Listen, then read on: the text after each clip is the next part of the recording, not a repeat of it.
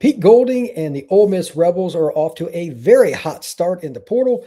After an incredible run in the playoff, they deserve credit. Let's talk about it right here on a crossover Locked On Ole Miss and the portal.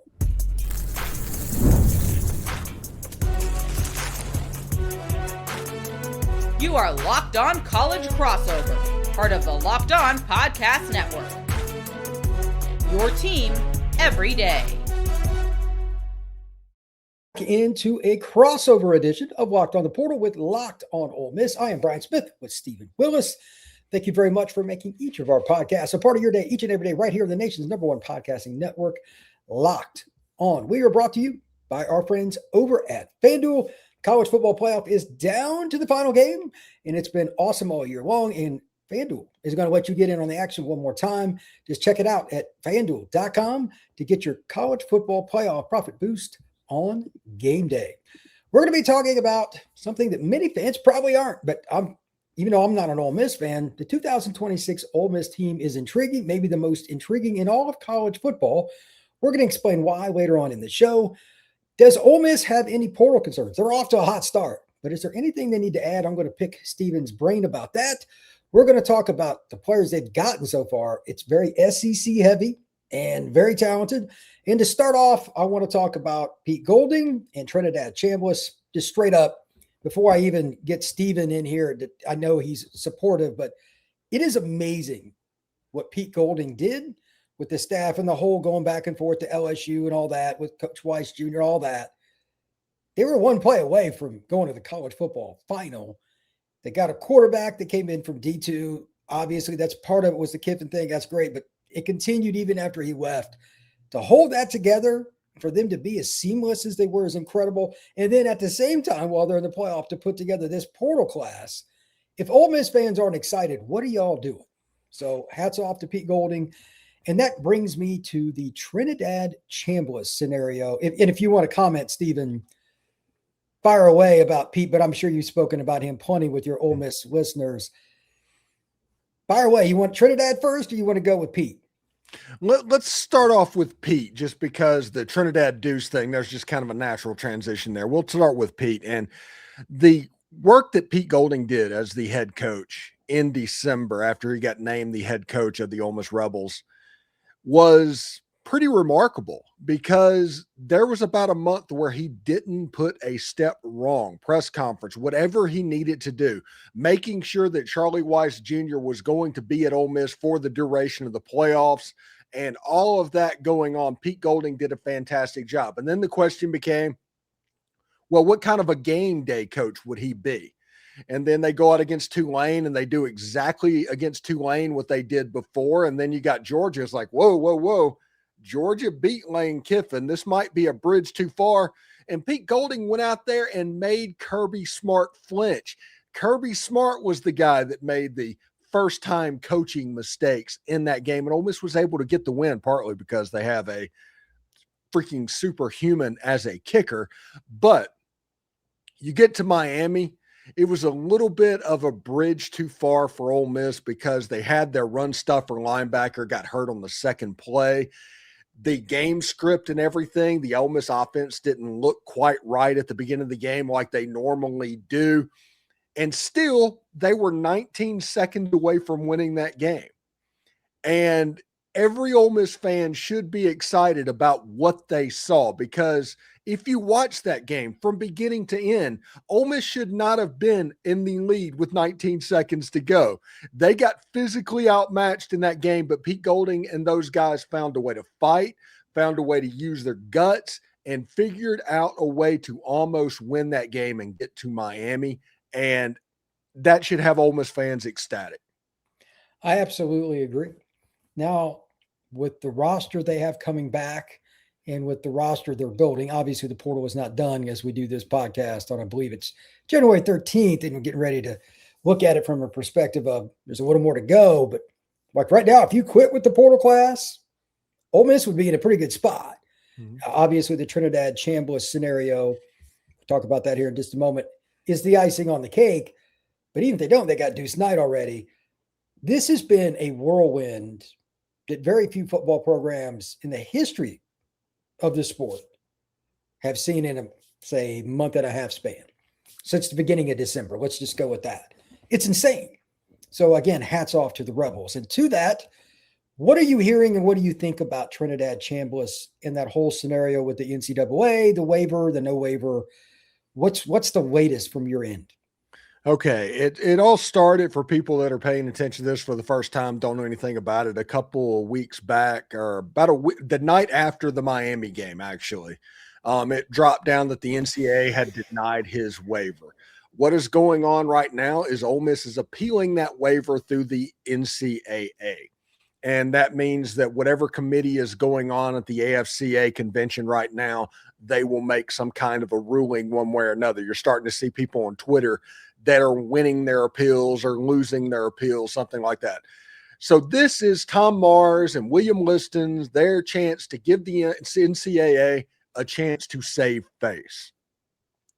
Because the reality of what's going on is there seems to be a new gotcha moment that Tom Mars uncovers every single day. So if this thing goes to trial, Ole Miss is going to win. Trinidad is going to win. But they're giving the NCAA the opportunity to do the right thing here, to say, okay, we're not going to pick this fight. We'll find somebody else to pick a fight with that we can win. And whenever they accept or deny will lead to the next step. If they deny it, obviously that's Tom Mars and William Liston applying for a lawsuit for an injunction or a temporary restraining order or whatever you want to call it for Trinidad Chambliss, and they're going to lawsuit through it. It's probably going to take a couple of years for that lawsuit to finish. The injunction's the important part there. If he gets that, he will play this fall. So if you were to ask me, the starting quarterback on day one for Ole Miss this fall is Trinidad Chambliss. I think he has an excellent case to do that. And that makes sense because, to me, he is instantly, if he gets the injunction, the favorite for the Heisman Trophy moving forward. He's the best quarterback potentially in all of college football, and he's certainly the most marketable. If you saw his AT&T commercial, he just oozes charisma and all of that. And with Ole Miss, what they have around him and what they're bringing in through the transfer portal, this is a top 5 level football team for Ole Miss if Trinidad Chambliss comes back. So to say the next couple of weeks are consequential for Ole Miss would be an understatement. It is really fascinating, and it's unfortunate that we got to go through lawyers to get this done, but this is kind of a weird deal where he had sickness, etc. So there really is no other path. I get it. My only thing is I hope whatever the ruling is, it's done fast. I don't want this thing dragging out to March 5th because courts can be horrific. Ole Miss needs to know what they're planning for Deuce and for everybody else, and every other player on the team needs to know. Players that are recruiting, unfortunately, it's not going to be quick enough, I'm sure, for the portal, but a few of the guys that are going to make decisions like, who's my QB going to be? Like, this is really important from a timing standpoint, but I digress. And before we turn the page completely on quarterback, Deuce coming over, you and I thought this was a possibility a couple of years ago. You never know with kids flipping, but he's going to be at Ole Miss. I think it would be good for him personally. I know Deuce pretty well. If he could sit another year, I know he doesn't want to. No kid wants to sit. I get it. And watch. Trinidad does things not just, he's a great athlete, this and that. He's as good from the pocket, if not better, than he is outside the pocket. He's not your traditional running QB because he throws lasers when he needs to. He'll throw a level 2 ball just over the corner in front of the safety or just over the back or in front of the safety. All those things from eye level, I think would benefit Deuce. What's your take on Mr. Knight? Yeah, I think the ideal situation would be Trinidad Chambliss getting his waiver and being a mentor, teaching Deuce Knight how to play the quarterback position, because Trinidad does a lot of great things with access throws, just the quick access throws out there that can really put the cornerbacks in conflict. And you don't think about cornerbacks as conflict players, but his quick release and getting the ball out in a hurry makes the cornerbacks have to decide, are they going to play up close and get beat over the top, or are they going to allow that throw and have to make a tackle? They become an actual conflict player. Now, Deuce Knight, if he can pick up the way that Trinidad plays the position, the stuff that he does in between one snap and snapping the ball again, all of the stuff of diagnosing what is going on, I think that would be nothing but a good thing, because as we have said for years, Deuce Knight would be an unbelievable fit at Ole Miss. And we thought that Deuce Knight was going to end up at Ole Miss, even when he was committed to Notre Dame back in the day. So I'm excited to see what could happen. Deuce Knight had 400 yards of offense in his only start last year, had 167 yards rushing, accounted for 6 touchdowns. The talent oozes off of Deuce Knight. He just needs to learn how to play the position. And once that happens, he goes from really good quarterback to elite quarterback almost overnight. I agree. And speaking of good talent coming to Ole Miss, I'm really impressed. I just went over their list. I got plenty of stats, got a lot of things to discuss. That is next on this crossover Locked on Ole Miss and the Portal. Today's show is brought to you by our friends over at FanDuel. The college football playoff is down to the Miami Hurricanes playing the Indiana Hoosiers, and FanDuel is giving all customers even more ways to get in on the action every single game.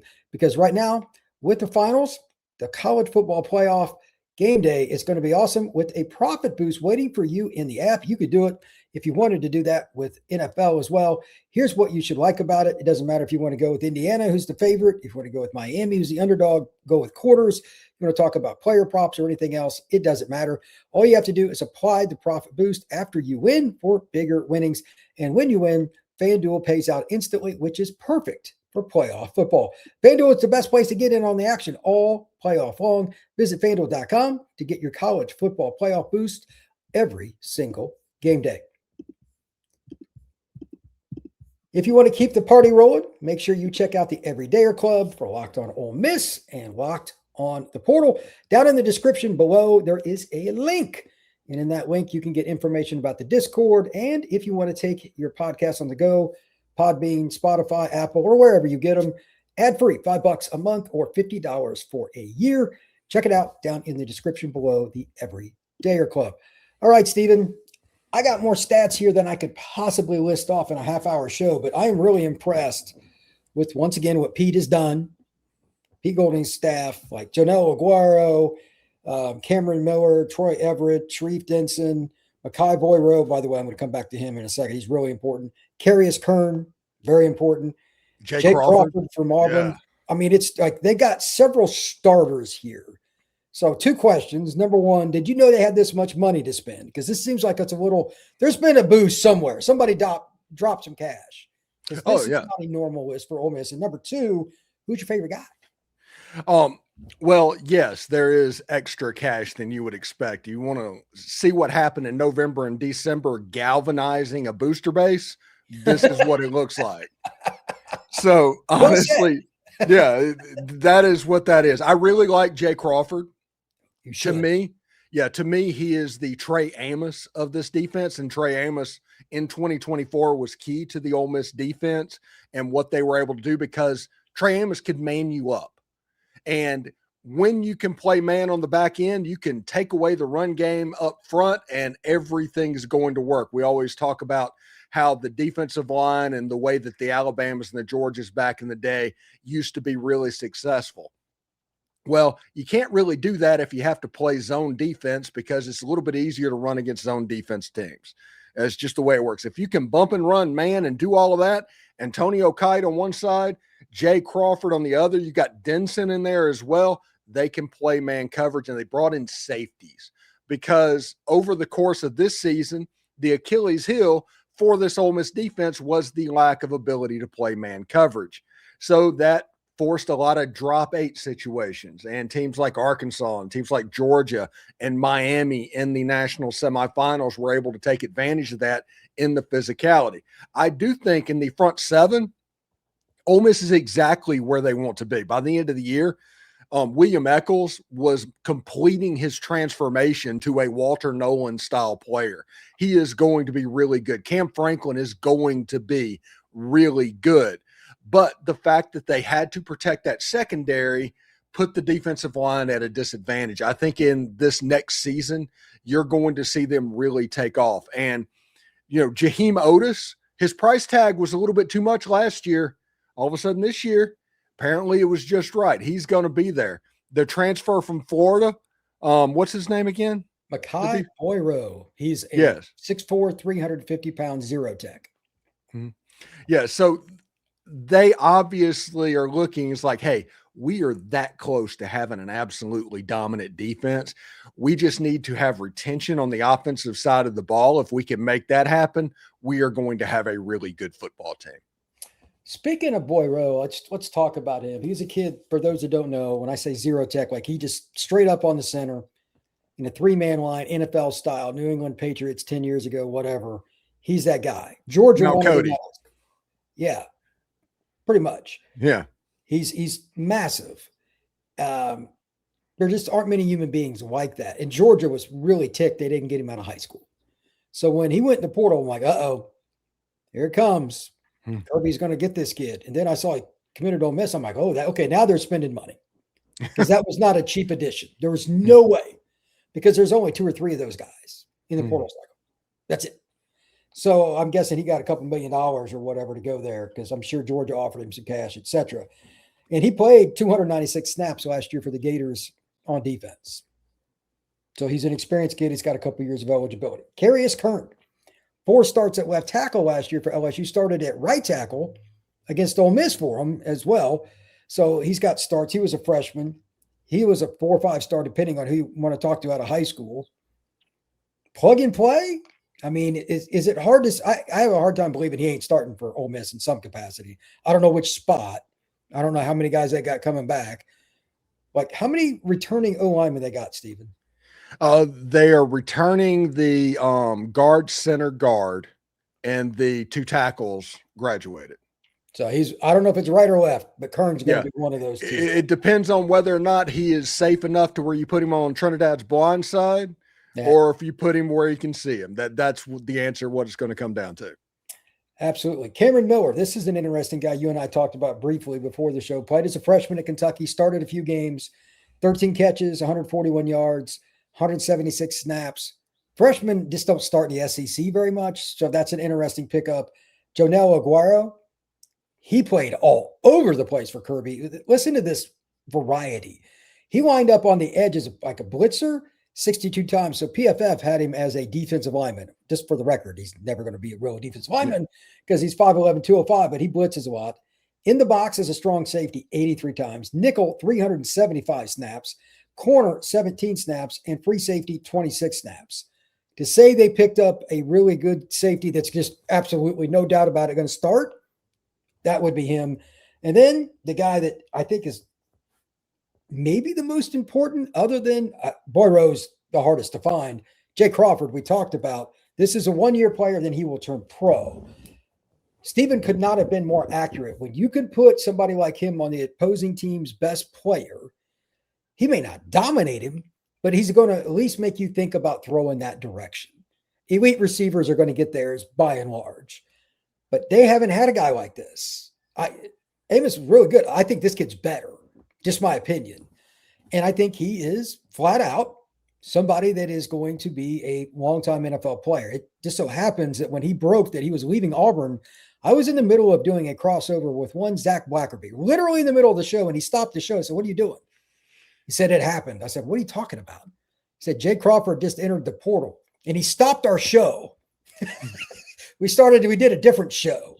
That's how bad he was mad. That's the maddest I've ever seen Zach, because that was his favorite player on Auburn's team. So this is an NFL player. You're changing your defense.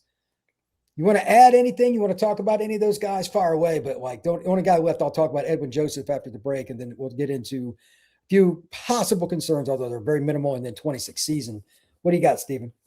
Yeah, one thing that I'm really interested in, the Cameron Miller thing, because he is a true freshman. There's not much film on him for what's going on. Now, he did wear number 22, which for Ole Miss fans, that's obviously something you want to keep an eye on. But the notes that I've got on him is that he is basically a film rat. He's a gym rat.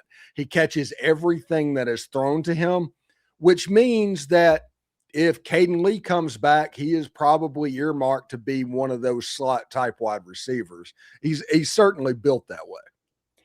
There you go. There you go. When we come back, I want to talk about some of the portal concerns, if there are any. By the way, Ole Miss is still ahead of the curve with the zero tech and getting a potential left tackle and getting a dominant corner. Do they have any? And after that, we're going to discuss the 26th season. The schedule is very, very unique. That is next here on this crossover.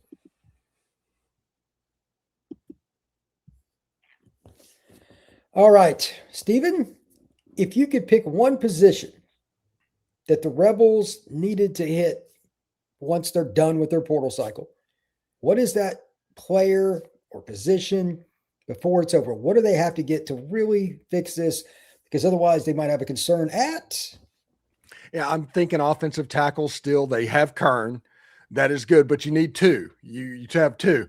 And you just look at that white whale that is sitting in the transfer portal right now of Jordan Seaton. I don't even want to know what his title is or his NIL number is. Oh my goodness. Whenever that name came out, I was like, he is going to make $5 million in this cycle. There's not been anybody like him since this opened that was that established, hit the portal. Not one. Yeah. Yeah. And he plays one of the main positions that gets the money. So whenever they're trying to do that, it's a truly value position. But we'll see if whoever comes up, if Kern becomes that guy that you trust on the blind side of Trinidad, maybe you can go get a G5 guy to play the tackle on the other side that's very good or something like that, because you still have Connor Hawes. You still have players that have been brought up in the system. So if you're looking at recruiting over the top, that's probably the position. I think Ole Miss would look for another linebacker. If you can grab another backer, that would be what you'd want. They obviously don't need a running back. We'll talk about JT Lindsey in just a second. And maybe a wide receiver. The rumor is he was predicted by Chris Hummer, the Darrell Gill Jr. from Syracuse, who's another similar to Deshaun Stribling thing. And I don't mean physically. He played in an offense without a quarterback. So he did not have big numbers. They couldn't get him the ball. And he's somebody that I expect once somebody could get him the ball, completely goes off. For those that don't know, Gill played at Syracuse last year, and they started great. And Angeli was tremendous to transfer from Notre Dame. Then he blew his Achilles. It got so bad, they literally started a lacrosse player at quarterback. Steven, you can't make this stuff up. You can't make this stuff up. That is quite atrocious. So I think they're in a very good spot. JT Lindsey, that'll be a good running back. They've got the big fella back. Like the offense, if they find, again, this is a big if they find the other tackle or maybe somebody on the roster surprises, why couldn't this be a top 10 offense next year? There's really no reason to think that it wouldn't be, in my opinion. Yeah, if you look at the running back room that they have coming back as of right now, you have Kewan Lacey, who's a 1,600-yard rusher from a year ago, 25 touchdowns, something ridiculous, backed up by Shakai Mills-Knight, backed up by JT Lindsey, backed up by Demarius Yates. Demarius Yates is going to be fourth string. Yeah, he's going to be fourth string. And that's the situation that the big boys, whenever you look at the rosters and all that, that's kind of what you want. You want AK Deer to be the fourth string running back, or something like that. So it excites me to see, because Yates is an explosive dude.